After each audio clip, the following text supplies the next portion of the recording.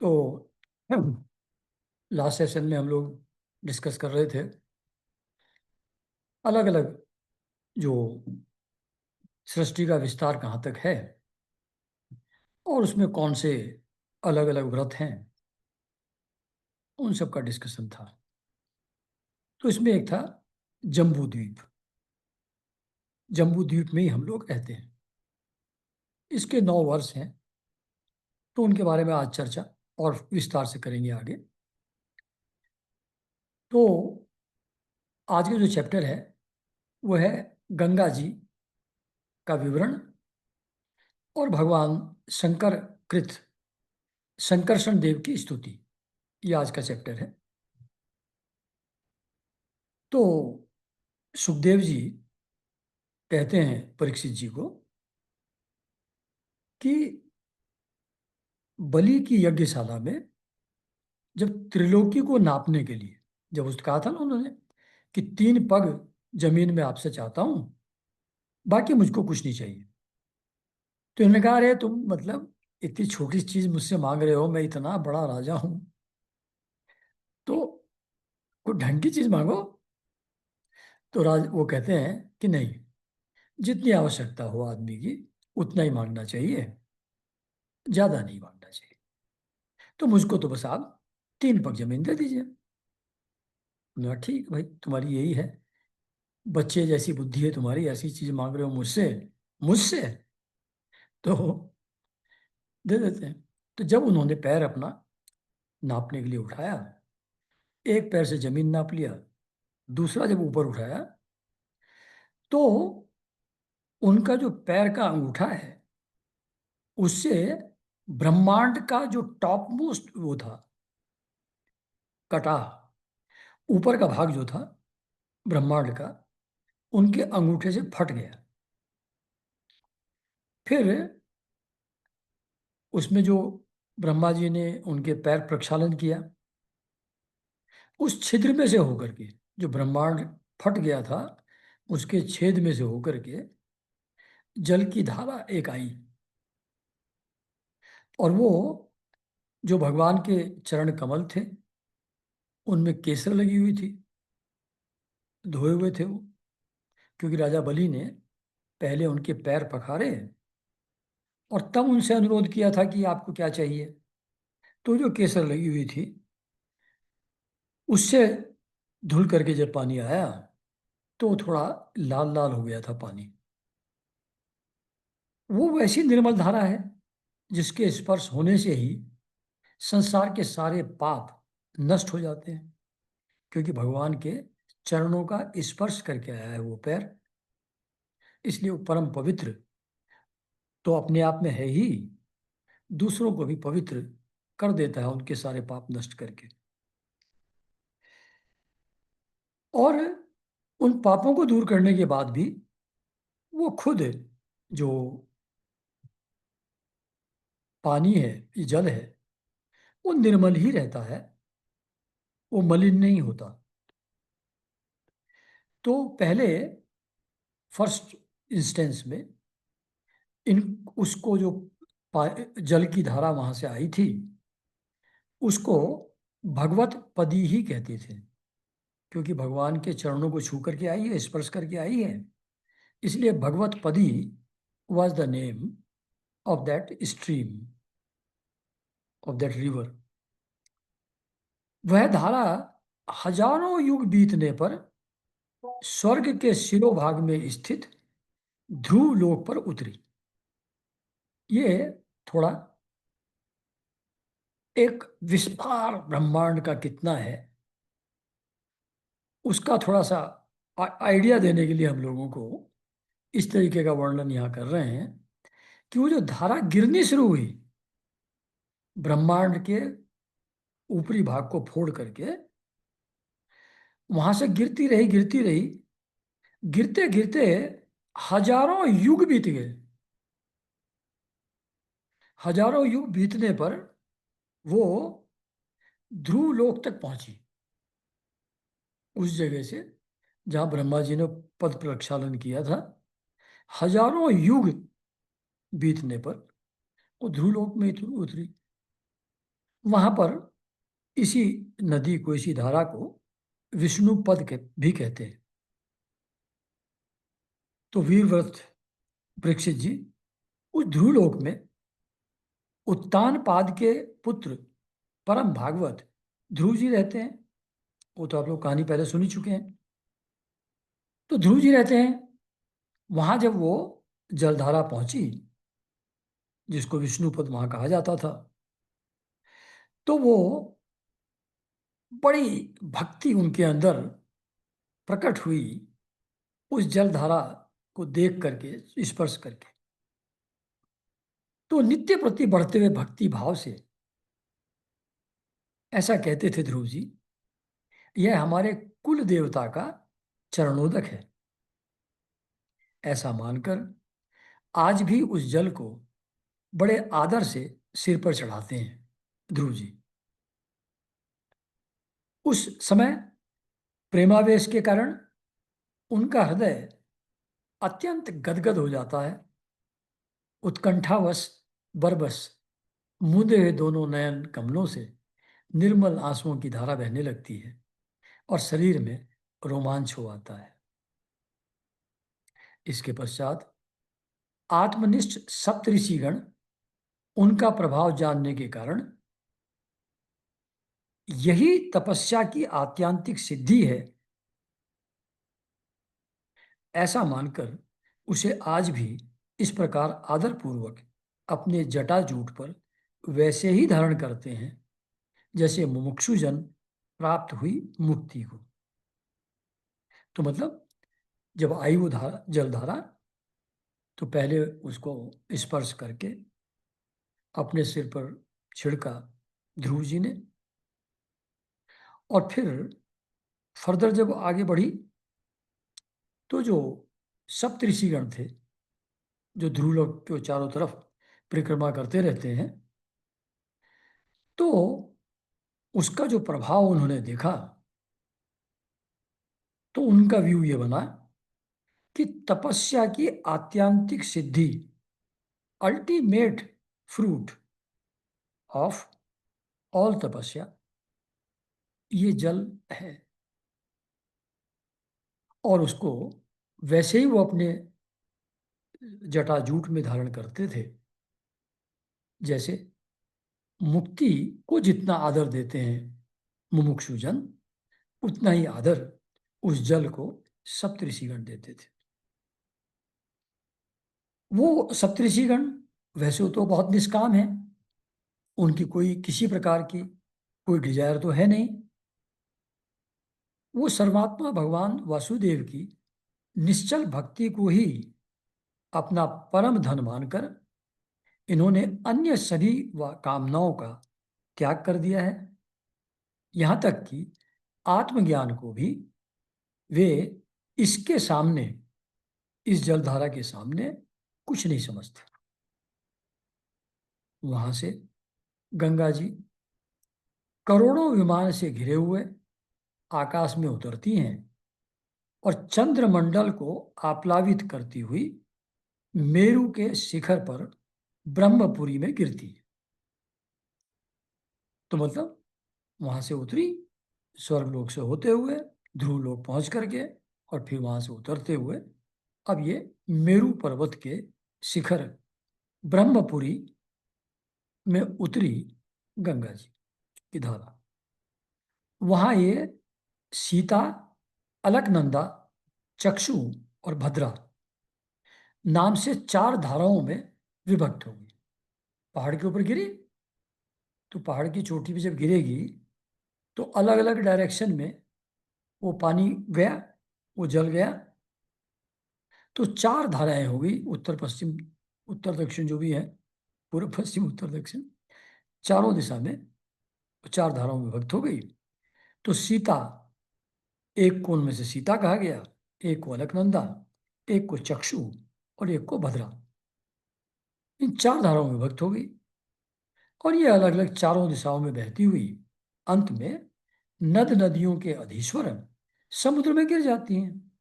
ये चारों अलग अलग डायरेक्शन में फ्लो करके समुद्र में मिल जाती हैं अल्टीमेटली। अब इन चारों के बारे में ये चारों कहाँ कहाँ बह रही हैं, कौन से समुद्र में गिर रही हैं, अब उसका वर्णन है इसके आगे। इनमें सीता ब्रह्मपुरी से गिरकर केसराचलों के सर्वोच्च शिखरों में होकर नीचे की ओर बहती गंधमादन के शिखरों पर गिरती है। मतलब पर्वत श्रेणियां होती हैं, तो उसमें सबसे ऊंची होती है, फिर उसके बाद उससे छोटे पहाड़ होते हैं, फिर और छोटे पहाड़ होते हैं, फिर और छोटे पहाड़ होते हैं। तो वो मेरू पर्वत की चोटी से गिरी, फिर गंधमादन पर्वत के शिखर पर गिरी, और वहां से भद्रासु वर्ष को प्लावित करती हुई, यानी कि सराबोर करती हुई, उसके ऊपर से बहती हुई पूर्व की ओर खारे समुद्र में मिल जाती है ना। तो ये शायद जो हमारी वो है ब्रह्म क्या, कलकत्ता के पास जो गिरती है उधर से, वो ऊपर से आकर के, तो खारे समुद्र में मिल गई पूर्व दिशा में बहते हुए। इसी प्रकार चक्षु माल्यवान के शिखर पर पहुंचकर वहां से बेरोक टोक केतुमाल वर्ष में बहती हुई पश्चिम की ओर क्षार समुद्र में जा मिलती है। तो एक ब्रह्मपुत्र हो गई, वो जो उधर नदी आ रही थी कलकत्ता की तरफ, और ये जो पंजाब की नदियां हैं, ये पश्चिम की दिशा में आती हुई वहां से ये पश्चिम के समुद्र में जाकर के मिल गई। और जो भद्रा है वो मेरू पर्वत के शिखर से उत्तर की ओर गिरती है, यानी कि चाइना की तरफ जा रही है उधर, उत्तर की ओर गिरती है, तथा एक पर्वत से दूसरे पर्वत पर जाती, अंत में श्रृंगवान के शिखर से गिरकर उत्तर कुरु देश में होकर उत्तर की ओर बहती हुई समुद्र में मिल जाती है। अब फोर्थ बची अलकनंदा, ये हमारे वाली है। अलकनंदा ब्रह्मपुरी से दक्षिण की ओर गिरकर अनेकों गिरि शिखरों को लांघती हुई हेमकूट पर्वत पर पहुंचती है।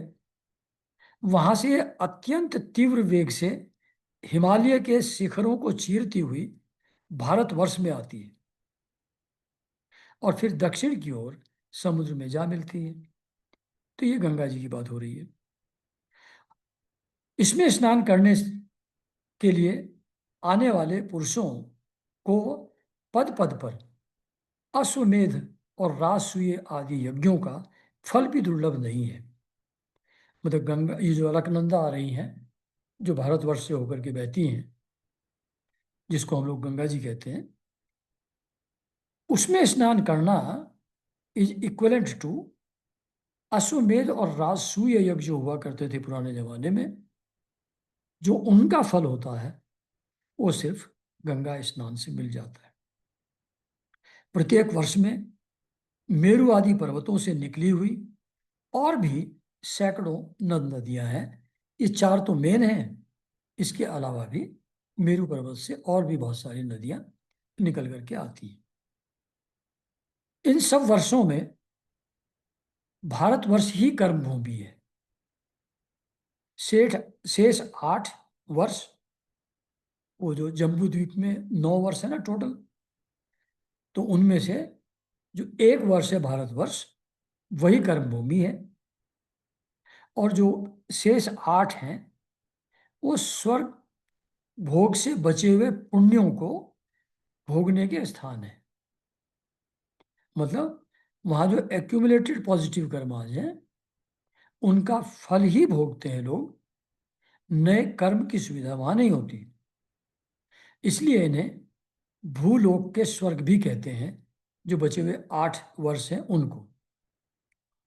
वहां के देवतुल्य मनुष्यों की मानवीय गणना के अनुसार 10,000 वर्ष तक की आयु होती है।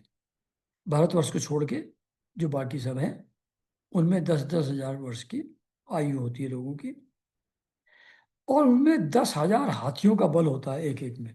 जैसे भारतवर्ष में तो दो चार ही थे जिनमें 10,000 हाथियों का बल था, जैसे भीम थे, है ना, या वो हो गए रावण और ये कुंभकर्ण आदि। तो ये 10-10 हजार हाथियों की इनके अंदर शक्ति रहती थी, बल रहता था। और उनके वज्र सदृश सुदृढ़ शरीर में जो शक्ति, यौवन और उल्लास होते हैं, उनके कारण वे बहुत समय तक मैथुन आदि विषय भोगते रहते हैं। अंत में जब भोग समाप्त होने पर उनकी आयु का केवल 1 वर्ष रह जाता है, तब उनकी स्त्रियां गर्भ धारण करती हैं। इस प्रकार वहां सर्वदा त्रेता युग के समान समय बना रहता है। तो वहां ऐसे आश्रम, भवन, वर्ष, पर्वतों की घाटियां, जिनके सुंदर वन उपवन सभी ऋतुओं में फूलों के गुच्छे, फल और नूतन पल्लवों की शोभा के भार से झुकी हुई डालियों और लताओं वाले वृक्षों से सुशोभित हैं। वहां निर्मल जल से भरे हुए ऐसे जलाशय भी हैं, जिनमें तरह तरह के नूतन कमल खिले रहते हैं। और उन कमलों की सुगंध से प्रमुदित होकर राजहंस, जलमुर्ग, कारंडव, सारस और चकवा आदि पक्षी तरह तरह की बोली बोलते और विभिन्न जाति के मतवाले भौरे मधुर मधुर गुंजार करते रहते हैं। ऐसा माहौल है वहाँ। जो आश्रम है, उन आश्रमों के चारों तरफ इस तरीके की स्थिति है। सब हरा भरा है और पल्लवों और फूलों से अच्छी तरह सुशोभित है। इन आश्रमों, भवनों, घाटियों तथा जलाशयों में वहाँ के देवेश्वर गण परम सुंदरी देवांगनाओं के साथ उनके कामोन्मादक सूचक हास विलास और लीला कटाक्षों से मन और नेत्रों के आकृष्ट हो जाने के कारण जल क्रीड़ादि नाना प्रकार के खेल खेलते हुए स्वच्छंद विहार करते हैं। जैसे आजकल वेस्टर्न कंट्रीज में जो बीच होते हैं, तो वहाँ जैसे लोग मस्ती करते हैं, तो उस मस्ती का यहाँ वर्णन थोड़ा किया हुआ है। तथा उनके प्रधान प्रधान अनुचरगण अनेक प्रकार की सामग्रियों से उनका आदर सत्कार करते रहते हैं। ये उन लोगों की बात हो रही है जो बचे हुए 8 वर्षों में रहते हैं, जो देव तुल्य हैं, जिनकी 10-10 हजार वर्ष की आयु है, 10-10 हजार हाथियों का बल है, यौवन हमेशा उनका बना रहता है, और वो physical enjoyment with opposite sex उसमें सक्षम रहते हैं लास्ट तक। और फिर वहाँ खेलते कूदते हैं, पिकनिक मनाते हैं सब लोग। और जो उनके सर्वेंट लोग हैं, अनुचरगण हैं, सेवक हैं, वो उनका आदर सत्कार करते रहते हैं, कुछ सेवा भाव चलता रहता है उनका। इन 9 वर्षों में ये जम्बू द्वीप के 9 खंड हैं। 9 वर्ष है मतलब परम पुरुष भगवान नारायण वहां के पुरुषों पर अनुग्रह करने के लिए इस समय भी अपनी विभिन्न मूर्तियों से विराजमान रहते हैं। मतलब भगवान के अलग अलग अवतार हुए हैं। तो ये जो 9 वर्ष हैं, इनमें 9 अलग अलग भगवान विष्णु के जो अवतार हैं, वहाँ वो नित्य विराजमान हैं। तो वो अलग अलग वर्ष में भगवान किस किस रूप में रहते हैं और वहाँ के लोग किस प्रकार उनकी आराधना करते हैं, उसका वर्णन अब इसके आगे किया गया है। तो इलाव्रत वर्ष में, मतलब जो 9 हैं उनमें से एक इलाव्रत है, वो भगवान शंकर ही वहां पुरुष हैं। श्री पार्वती जी के साप को जानने वाला कोई दूसरा पुरुष वहां प्रवेश नहीं करता, क्योंकि वहां जो जाता है वह स्त्री रूप हो जाता है। इस प्रसंग को हम आगे 9वें स्कंद में करेंगे। मतलब वो शिव जी और पार्वती जी संपर्क में थे एक दूसरे के फिजिकली, उस समय कुछ ऋषिगण वहां पहुंच गए, उनको तो पता नहीं था बेचारों को, तो एकदम शर्मा गई पार्वती जी, लज्जा आ गई उनको। तो फिर उस स्थिति में उन्होंने साप दिया कि जो भी यहाँ आएगा वो स्त्री रूप हो जाएगा। तो इसका डिस्कशन डिटेल में बाद में आएगा। तो यहाँ पुरुष एक ही है, शंकर भगवान। और वैसे भी यही माना जाता है कि जो परम पुरुष तो परमात्मा एक ही है, बाकी सब तो उनके भक्त हैं, सेवक हैं, तो वो स्त्री रूप ही माने जाते हैं, बिकॉज ऑफ सरेंडर का जो भाव है उनके अंदर, उस कारण से। तो उसी को एक इनडायरेक्ट वे से बताया जा रहा है कि वहां पुरुष सिर्फ शंकर भगवान है और बाकी कोई वहां जाता है। वहां पार्वती एवं उनके अरबों खरबों दासियों से सेवित भगवान शंकर परम पुरुष परमात्मा की वासुदेव, प्रद्युम्न, अनिरुद्ध और संकर्षण संज्ञक चतुर्व्यूह मूर्तियों में से अपनी कारण रूपा संकर्षण नाम की तमह प्रदान चौथी मूर्ति का ध्यान स्थित मनोमय विग्रह के रूप में चिंतन करते हैं और इस मंत्र का उच्चारण करते हुए इस प्रकार स्तुति करते हैं। तो ये जो कहा गया यहाँ ऊपर, ये कह रहे हैं कि जो भगवान हैं उनके चार मूर्तियां हैं, वासुदेव, प्रद्युम्न, अनिरुद्ध और संकर्षण। पहले इस बारे में बात हुई थी। तो वासुदेव चित्त के अधिष्ठाता हैं, प्रद्युम्न बुद्धि के अधिष्ठाता हैं, अनिरुद्ध मन के अधिष्ठाता हैं और संकर्षण अहंकार के अधिष्ठाता। तो जो हमारा अंतःकरण है, मन, बुद्धि, चित्त और अहंकार, these four are represented by Vasudev, Pradyumna, Aniruddha और संकर्षण। तो हमारे अंतःकरण की वृत्तियों को इस तरीके से एक्सप्लेन किया है। तो इनमें से जो चौथी मूर्ति है, संकर्षण अहंकार की जो वृत्ति है, शंकर भगवान उसी के रूप हैं, वो अहंकार के ही अधिष्ठाता है। तो शंकरषण भगवान की वो मनोमय विग्रह के रूप में चिंतन करते हुए इस तरीके से स्तुति करते हैं।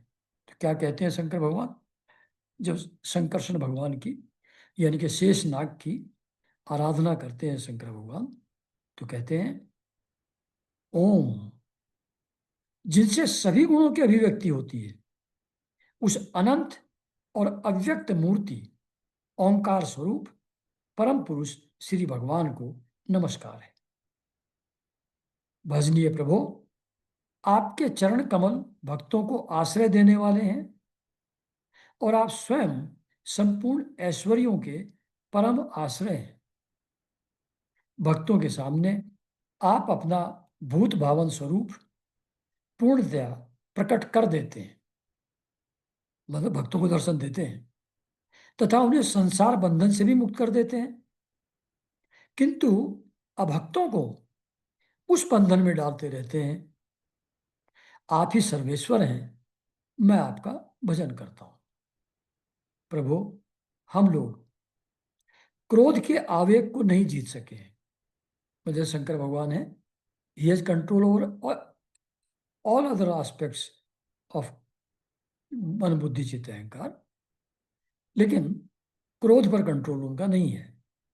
हम क्रोध के आवेग को नहीं जीत सके हैं तथा हमारी दृष्टि तत्काल पाप से लिप्त हो जाती है, परंतु आप तो संसार का नियमन करने के लिए निरंतर साक्षी रूप से उसके सारे व्यापारों को देखते रहते हैं। तथापि हमारी तरह आपकी दृष्टि उन मायिक विषयों तथा चित्त की वृत्तियों का नाम मात्र को भी प्रभाव उस पर नहीं पड़ता। तो बता रहे हैं कि जो ये संसार हम लोगों के चारों तरफ है। इसका नियमन आप करते हैं, आप ही उत्पन्न करते हैं, आप ही पालन करते हैं, आप ही श्रृंगार करते हैं। तो complete control lies with you. लेकिन उसके बावजूद भी आप उसके साक्षी ही बने रहते हैं, उसमें इन्वॉल्व नहीं होते। जो माया के विषय हैं, जो चित्त की अलग अलग वृत्तियां हैं, आप उनके सिर्फ साक्षी बने रहते हैं। आपके ऊपर उन वृत्तियों का और माया का कोई प्रभाव आपके ऊपर नहीं होता है। ऐसी स्थिति में अपने मन को वश में करने की इच्छा वाला कौन पुरुष आपका आदर न करेगा? मतलब हमको तो अभी भी हम तो अभी भी क्रोध के अधीन हो जाते हैं, शंकर भगवान कह रहे हैं। लेकिन आपके ऊपर इन चीज़ों का कोई प्रभाव नहीं है। इसलिए ऑब्वियसली आप परम आदरणीय हैं। आप जिन पुरुषों को मधु आसव आदि पान के कारण अरुण नयन और मतवाले जान पड़ते हैं। भगवान की जो आंखें हैं वो मद से भरी हुई और लाल लाल डोरियां उसके अंदर होती हैं भगवान की। तो उसको देख करके कुछ लोगों को लगता है कि आप भी के ऊपर भी इफेक्ट हो रहा है, मधु आशावादी का इफेक्ट आपके ऊपर भी हो गया है। लेकिन ये उनकी इग्नोरेंस है। वो मिथ्या दर्शन कर रहे हैं। वो माया के कारण से ऐसा सोच रहे हैं। आप तो इन सब चीजों से एब्सोल्युटली निर्लिप्त हैं, तथा आपके चरण स्पर्श से ही चित्त चंचल हो जाने के कारण नाग पत्नियां लज्जावश आपकी पूजा करने में असमर्थ हो जाती हैं। संकर्षण भगवान को कह रहे हैं कि जब आपकी सेवा करने के लिए नाग पत्नियां आपके पास आती हैं और सेवा भाव से आपके चरणों का स्पर्श करती हैं, तो उस चरण के स्पर्श करने से ही उनके अंदर काम इच्छा पैदा हो जाती है। चित्त उनका चंचल हो जाता है और उसके कारण से फिर उनको लज्जा आ जाती है, because of their mental state, the kind of feeling that arising in them. तो वो उस कारण से पूजा करने में भी असमर्थ हो जाती हैं, क्योंकि मन उनका चंचल हो जाता है स्पर्श पा करके चरणों का। वेद मंत्र आपको जगत की उत्पत्ति, स्थिति और लय का कारण बताते हैं, परंतु आप स्वयं इन तीनों विकारों से रहित हैं। यानी कि आपकी न उत्पत्ति होती है, न स्थिति होती है, न लय। आप तो हमेशा हैं, एटर्नल हैं। इन तीनों विकारों से रहित हैं, इसलिए आपको अनंत कहते हैं। आपके सहस ये जो इस समय ये स्तुति कर रहे हैं, ये कर रहे हैं संकर्षण देव की, यानी कि शेषनाग की। लेकिन वर्णन ऐसा आ रहा है जैसे पर ब्रह्म परमेश्वर की हो रही है। ये सब जगह ऐसा ही है। जब सूर्य की स्तुति की जाती है तो भी उनको अल्टीमेट माना जाता है।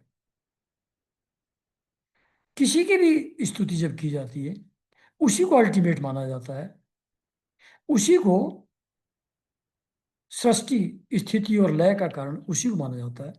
क्योंकि बेसिकली है तो एक ही। ये तो चार रूप अलग से उसी एक के हैं, जो ये वासुदेव, अनिरुद्ध, प्रद्युम्न और संकर्षण के रूप में जिनको कहा जा रहा है, वस्तुतः वो एक ही है। अनंत का, इनफाइनाइट का एक पार्ट भी इनफाइनाइट ही होता है। इनफाइनाइट बटे 10 करोगे तो इनफाइनाइट ही रहेगा। तो वो अनंत ही रहता है, इसलिए संकर्षण भी अनंत ही रहते हैं। तो यहां पर ब्रह्म के रूप में संकर्षण भगवान की स्तुति हो रही है। उन्हीं को संसार की, सृष्टि की उत्पत्ति स्थिति लय का कारण बताया जा रहा है और कह रहे हैं कि आप कितने विशाल हैं। इसका आइडिया देने के लिए आपके सहस्र मस्तकों पर यह भूमंडल सरसों के दाने के समान रखा हुआ है। आपको तो यह भी नहीं मालूम पड़ता कि वह कहाँ स्थित है। वो जो सहस्रों फल हैं शंकरषण भगवान के, यानी कि शेषनाग के, उनमें से किसी पर सरसों के दाने जैसा छोटा सा एक रखा हुआ है, जिसको हम लोग ब्रह्मांड बोलते हैं। अच्छा, और अब आपको तो ये पता भी नहीं है कि ये है कहाँ, कहीं पड़ा हुआ है किसी कोने में, है ना। तो इतना विस्तार शंकरषण भगवान का है कि उनके हजारों मस्तकों में से एक के ऊपर सरसों के दाने की तरह ये पूरी सृष्टि रखी हुई है। जिनसे उत्पन्न हुआ मैं अहंकार रूप अपने त्रिगुणमय तेज से देवता, इंद्रिय और भूतों की रचना करता हूं। वे विज्ञान के आश्रय भगवान ब्रह्मा जी भी आपके ही महतत्व संज्ञक प्रथम गुणमय स्वरूप है। ये थोड़ा कॉम्प्लिकेटेड हो गया तो सिंपल कर देता हूं। जिनसे उत्पन्न हुआ मैं अहंकार रूप अपने त्रिगुणमय तेज से देवता, इंद्रिय और भूतों की रचना करता हूं। तो जैसा शुरू में बताया गया था, बहुत पहले 3-4 बार रिपीट हुआ है कि जो महत तत्व है उसका फर्स्ट मैनिफेस्टेशन है अहंकार। और अहंकार 3 प्रकार का है, सात्विक, राजसिक, तामसिक। सात्विक अहंकार से देवता पैदा हुए, राजसिक से इंद्रियां, और तामसिक से पंचमहाभूत। शंकर भगवान खुद अहंकार रूप हैं। तो उस अहंकार की जो 3 एस्पेक्ट हैं, राजस, तामस और सात्विक, उन्हीं से ये देवता, इंद्रिय और भूतों की रचना मैंने की है। मतलब अहंकार से उपजे ही ये सभी देवता, सभी इंद्रियां और सभी पंचमहाभूत, ये अहंकार से जन्मे हैं। तो उसको कहा जा रहा है कि मैं शंकर भगवान अहंकार रूप से इन सब चीजों की रचना मैं करता हूं।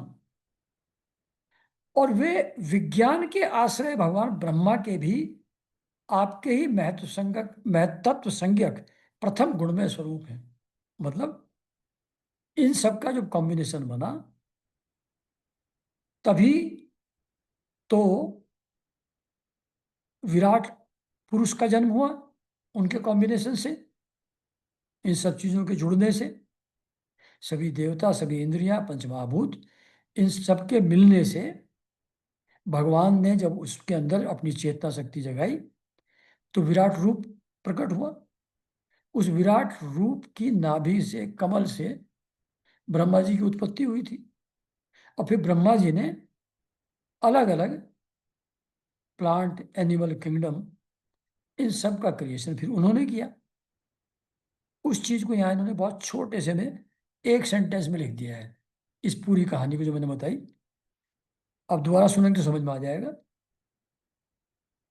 जिनसे उत्पन्न हुआ मैं अहंकार रूप अपने त्रिगुणमय तेज से देवता, इंद्रिय और भूतों की रचना करता हूं।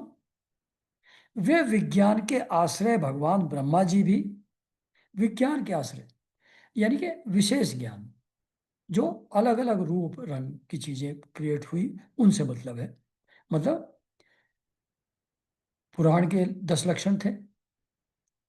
सर्ग था पहला, तो सर्ग में ये सब होता है, देवता, इंद्रिय और भूतों की रचना। फिर विसर्ग में अलग अलग प्लांट और एनिमल किंगडम पैदा होती है, और ह्यूमन बीइंग, देवता, एटसेट्रा। तो ये जो विज्ञान है, यानी कि विशेष रूप से अलग अलग व्यवस्था जो होकर के अलग अलग जीव बने हैं ब्रह्मा जी के द्वारा, वो ब्रह्मा जी भी आपके ही महत्व संज्ञक प्रथम गुणमय स्वरूप है।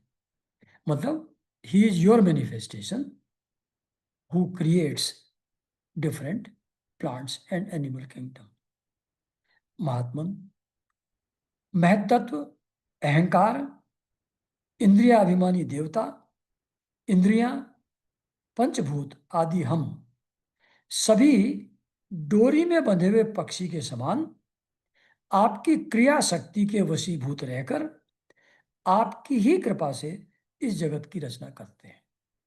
मतलब आपने ये सब में मुझको उत्पन्न किया, ब्रह्मा जी को किया, देवताओं को किया, इंद्रियों को किया, पंच महाभूत किया, ये सब आप ही का क्रिएशन है।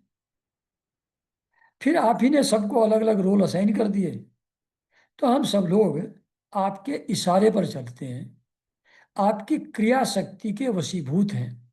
मतलब हमारी जो पावर ऑफ एक्शन है, क्रिया शक्ति है, it is not something independent, ये आप ही से प्राप्त हुई है। तो हम आप ही की क्रिया शक्ति के वशीभूत होकर के आप ही की कृपा से इस जगत की रचना हम लोग करते हैं मिलकर के सब लोग। ऐसे इस भाव से शंकरषण भगवान की स्तुति कर रहे हैं शंकर भगवान। सत्वादि गुणों की सृष्टि से मोहित हुआ यह जीव आपकी ही रची हुई कर्म बंधन में बांधने वाली माया को तो कदाचित जान भी लेता है। जितने भी जीव हैं वो सात्विक, राजसिक, तामसिक गुण से प्रेरित होकर के अलग अलग टाइप के एक्शन करते हैं, डिपेंडिंग अपॉन कि वो किस प्रकार का गुण उनके अंदर प्रिडोमिनेंट है। सात्विक होगा तो पूजा आराधना जप करेगा, राजसिक होगा तो भोग ऐश्वर्य की सम चीजें जुटाएगा, और तामसिक होगा तो आलस्य रहेगा, मोह रहेगा, तंद्रा रहेगी, क्रोध रहेगा, हिंसा रहेगी। वैसे एक्शन होंगे आदमी के। तो ये जिस माया के कारण से ये जीव के अंदर ये तीन गुण पैदा होते हैं,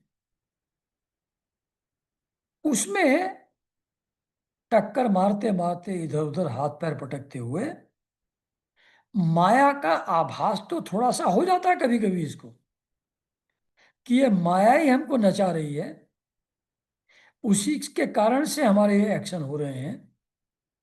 ये तो कभी कभी जीव को समझ में आ जाता है। माया महाठगनी हम जानी, ये समझ में तो आ जाता है, किंतु उससे मुक्त होने का उपाय सुगमता से नहीं मालूम होता। How to be free of it, वो रास्ता आसान नहीं है। इस जगत की उत्पत्ति और प्रलय भी आपके ही रूप हैं।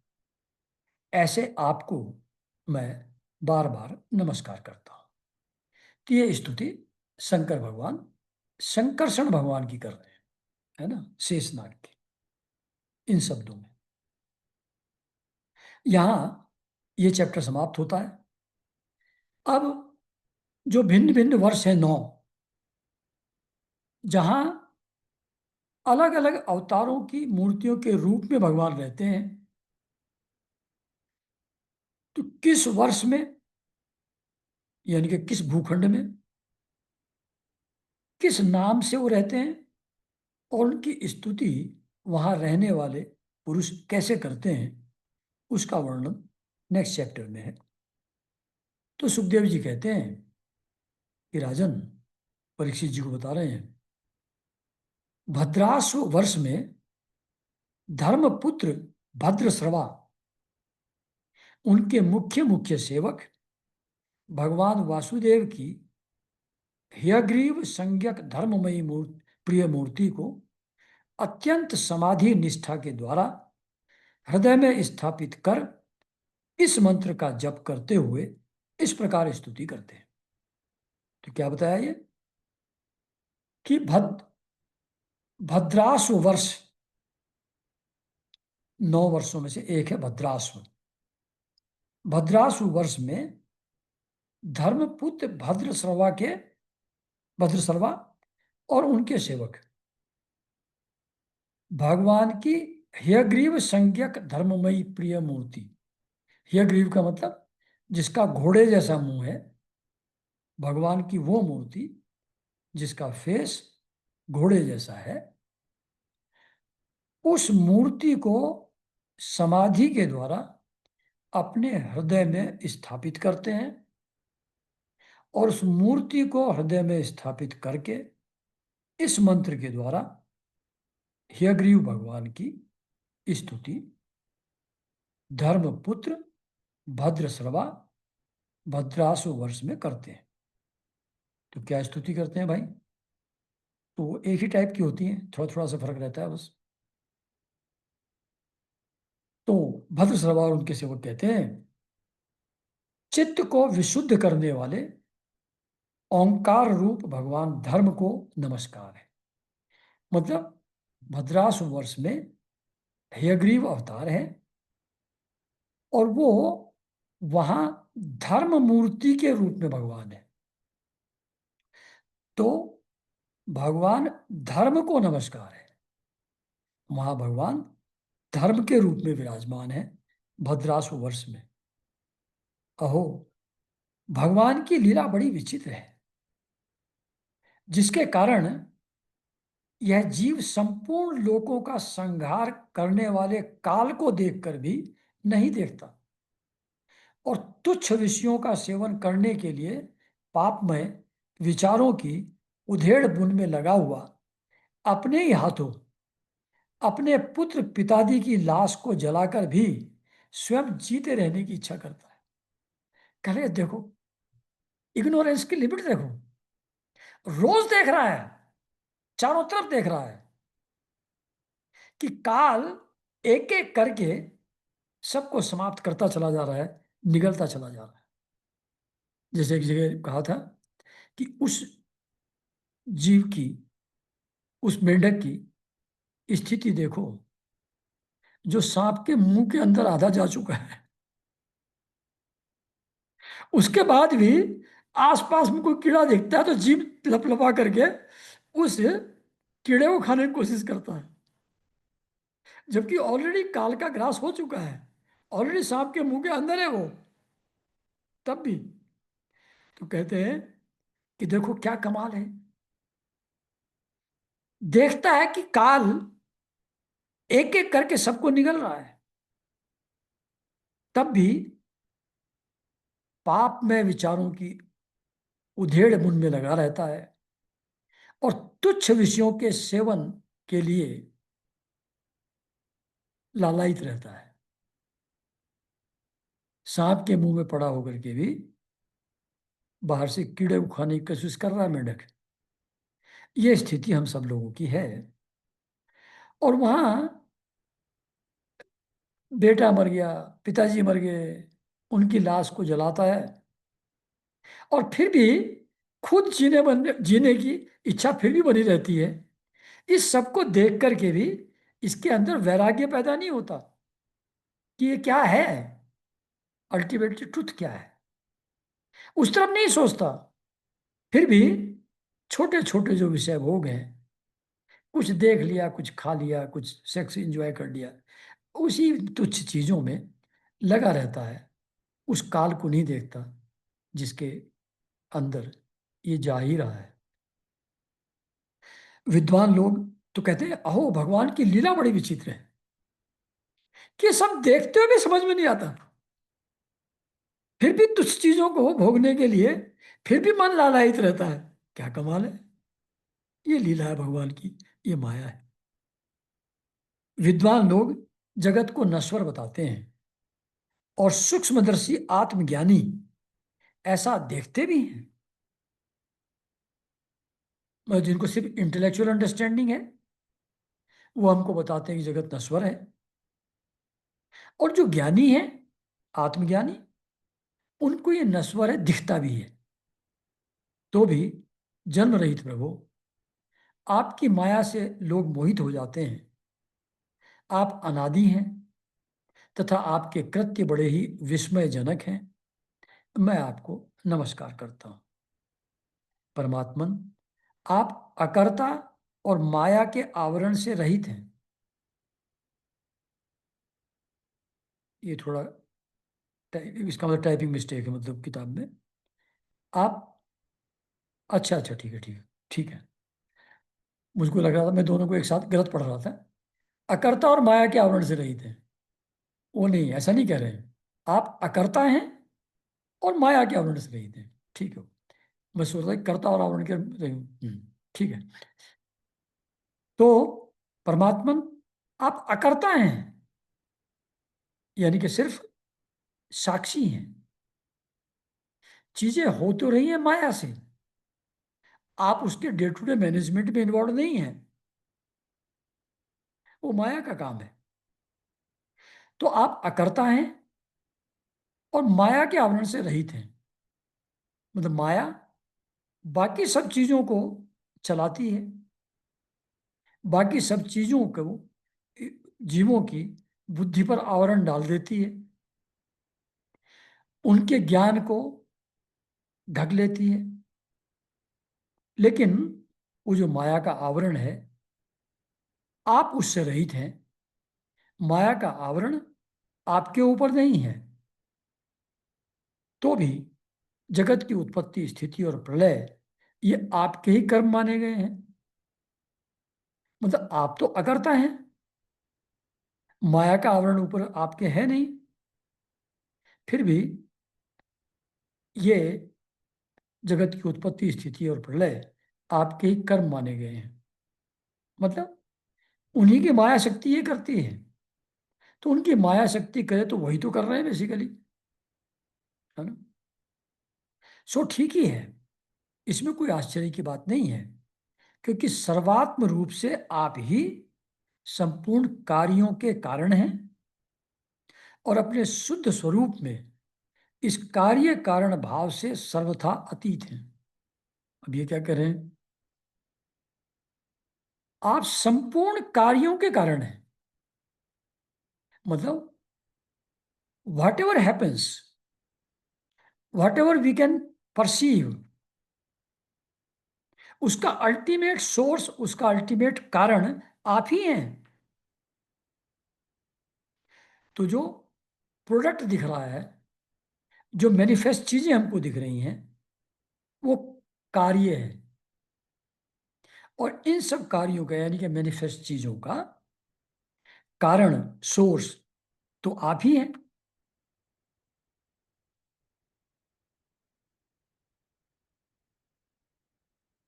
और अपने शुद्ध स्वरूप में इस कार्य कारण भाव से सर्वथा अतीत है। तो कारण से कार्य होता है, कॉज एंड इफेक्ट की बात कर रहे हैं। लेकिन ये कॉज एंड इफेक्ट आपके अंदर नहीं है, आप तो इनके बियॉन्ड हैं। ये आप ही के फंक्शन हैं, आपसे ही होते हैं, पर आप इनके परे हैं, आप इनसे अफेक्ट नहीं होते। आपकी प्रेजेंस में ये कार्यरत रहती है चीजें, पर आप उसमें डायरेक्टली इन्वॉल्व नहीं हैं, आप साक्षी हैं। आपका विग्रह मनुष्य और घोड़े का संयुक्त रूप है, हयग्रीव अवतार। प्रलय काल में जब तमय प्रधान दैत्यगण वेदों को चुरा ले गए थे, तब ब्रह्मा जी की प्रार्थना करने पर आपने रसातल से लाकर दिया। मतलब ब्रह्मा जी या सोए, उनके मुंह से निकल के वेद गिर गए, उनको दैत्य लोग उठा के भाग गए। अब जब नींद खुली ब्रह्मा जी की, अकबर वेद कहाँ गए भैया, तो फिर ये जो हयग्रीव जी हैं, ये फिर गए उधर रसातल में, और उन वेदों को ला करके फिर ब्रह्मा जी को दे दिया वापस। ऐसे अमोघ लीला करने वाले सत्य संकल्प आपको मैं नमस्कार करता हूँ। ये हयग्रीव की स्तुति कर रहे हैं भद्राश्व जी। दूसरा है हरिवर्ष खंड। अभी भद्रास वर्ष हुआ था सेकंड, हरिवर्ष खंड, उसमें भगवान नरसिंह रूप से रहते हैं। पहले में हयग्रीव थे, इसमें नरसिंह रूप से भगवान रहते हैं। उन्होंने यह रूप जिस कारण से धारण किया था उसे आगे सप्तम स्कंद में वर्णन किया जाएगा। मतलब वही जो प्रहलाद की कहानी है। भगवान के उस प्रिय रूप की महाभागवत प्रहलाद जी उस वर्ष के अन्य पुरुषों के सहित निष्काम एवं अनन्य भक्ति भाव से उपासना करते हैं।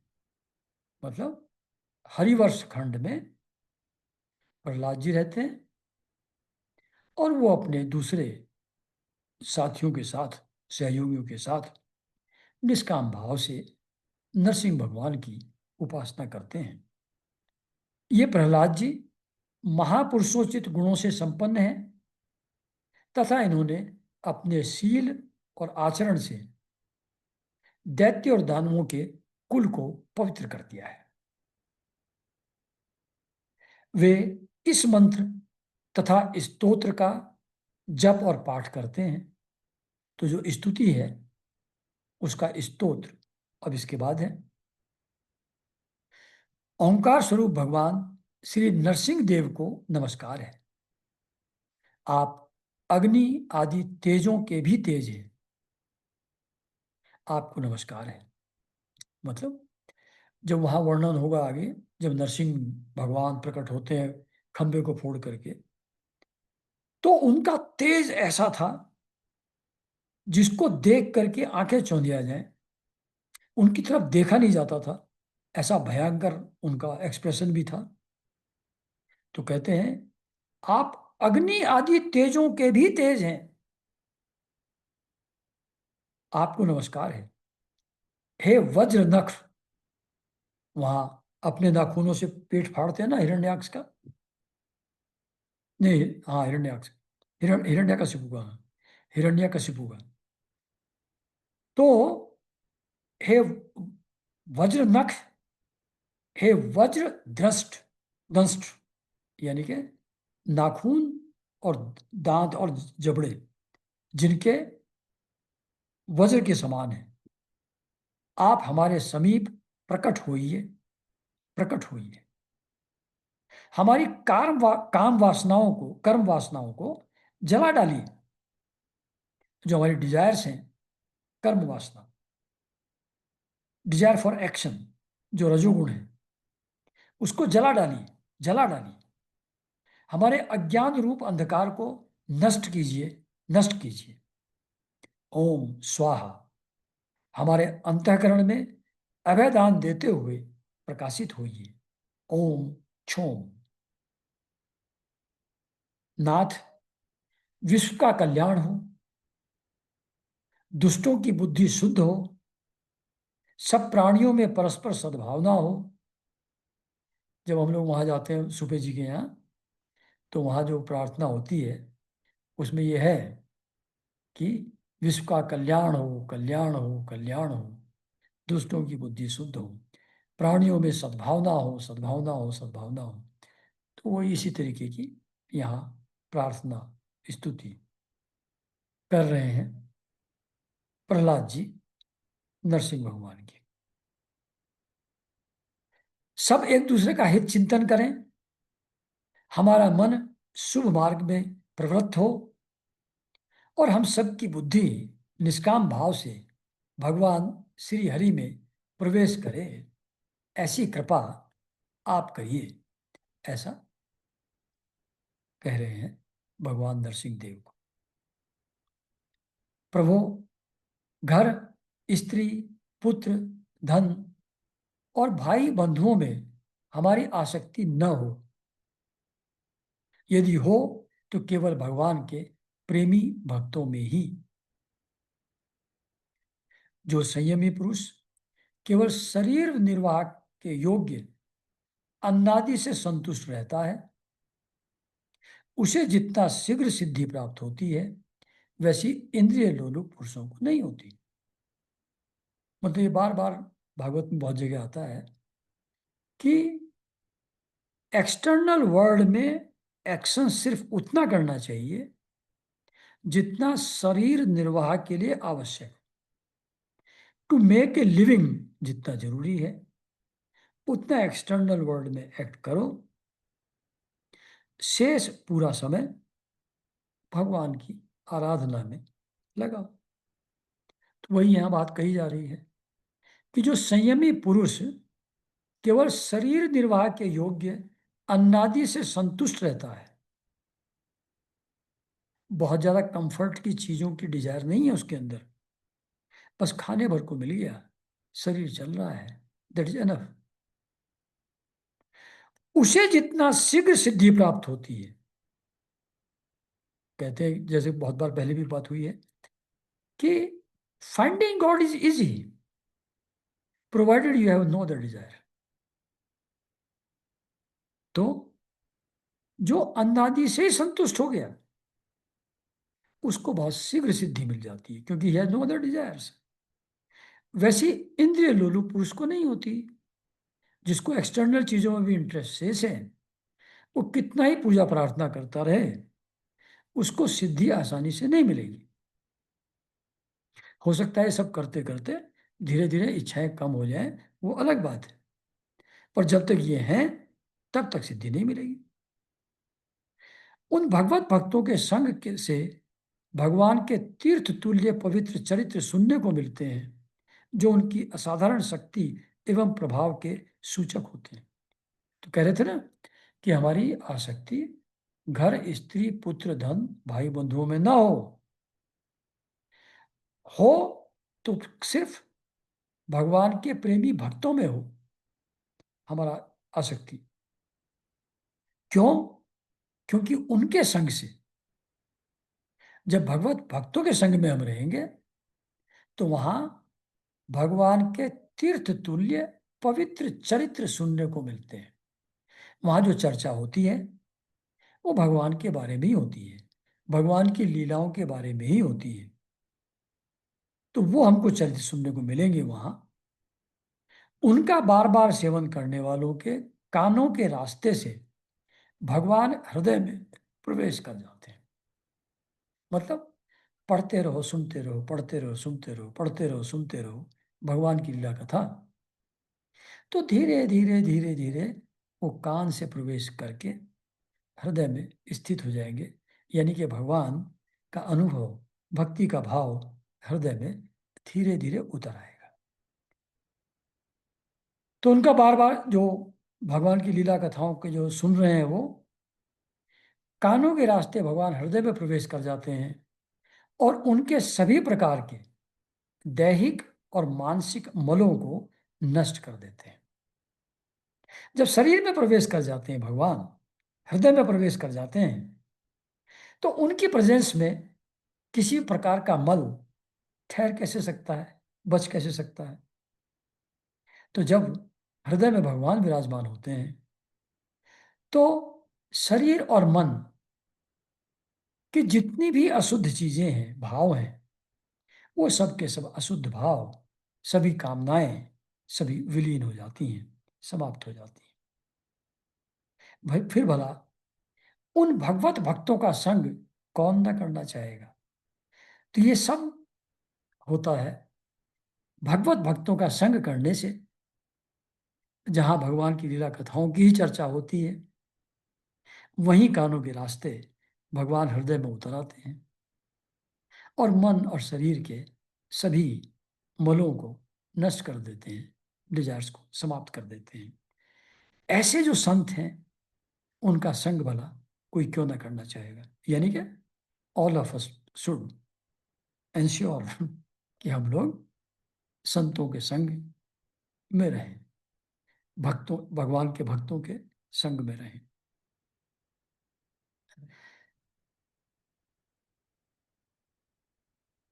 जिस पुरुष भगवान में, जिस पुरुष की भगवान में निष्काम भक्ति है,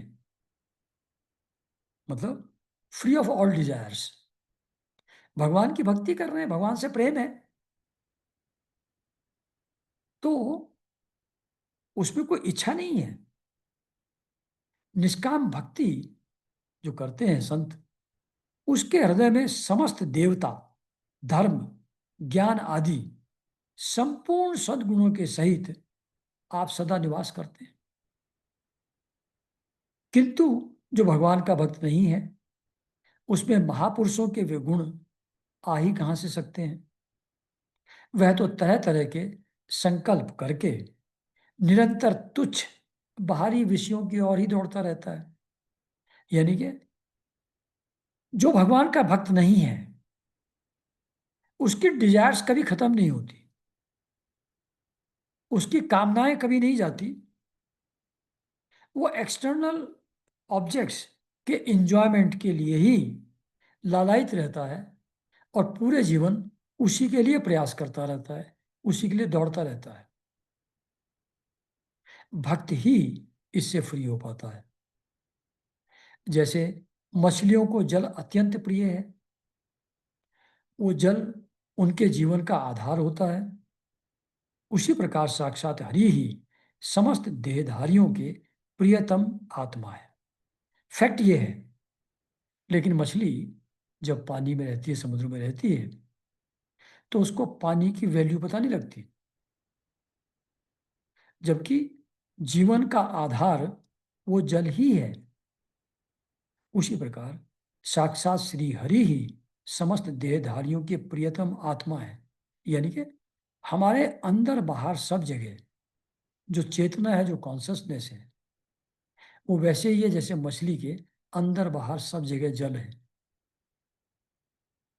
तो यही जो भगवान है, वो एक रस अंदर बाहर सब जगह वही आत्मा के रूप में विद्यमान है। उन्हें त्याग कर यदि कोई महत्वाभिमानी पुरुष घर में आसक्त रहता है, उनकी उनको छोड़ करके जो घर गृहस्थी को ही इंपॉर्टेंट समझता है, तो उस दशा में स्त्री पुरुषों का बड़प्पन केवल आयु को लेकर ही माना जाता है, गुण की दृष्टि से नहीं। तो सांसारिक दुनिया में जिसकी उम्र ज्यादा है उसको रेस्पेक्ट मानते हैं, लेकिन गुण तो कोई है नहीं, तो वो मीनिंगलेस है। अतः असुरगण, ये प्रहलाद जी स्तुति करते हुए कह रहे हैं, अतः असुरगण तुम तृष्णा, राग, विषाद, क्रोध, अभिमान, इच्छा, भय, दीनता और मानसिक संताप के मूल तथा जन्म मरण संसार चक्र का वहन करने वाले ग्रह आदि को त्याग कर भगवान नरसिंह के निर्भय चरण कमलों का आश्रय लो। स्तुति करते हुए प्रहलाद जी कंक्लूड करते हैं, ये आह्वान करते हुए कि जिस घर गृहस्थी से, जिस घर गृहस्थी के कारण तृष्णा पैदा होती है, राग पैदा होता है, विषाद, क्रोध, अभिमान, इच्छा, भय, दीनता और मानसिक संताप, इनका जो मूल कारण गृहस्थाश्रम है, उस ग्रह आदि को त्याग करके तुम लोग भगवान नरसिंह के निर्भय चरण कमलों का आश्रय लो। इस प्रार्थना के साथ ये वाला जो वर्ष का वर्णन था, हरिवर्ष, हरिवर्ष खंड में प्रहलाद जी रहते हैं, तो यहाँ पर ये समाप्त होता है। इसके बाद समय भी समाप्त हुआ, तो केतुमाल वर्ष और बचे हुए जो और 6 वर्ष हैं, उनको फिर हम लोग अगले संडे में वहाँ किस किस रूप में भगवान रहते हैं और वहाँ कौन उनकी उपासना किस प्रकार की स्तुति से करते हैं, इसका डिस्कशन नेक्स्ट संडे को करेंगे। तब तक के लिए नमस्कार एवरीबॉडी।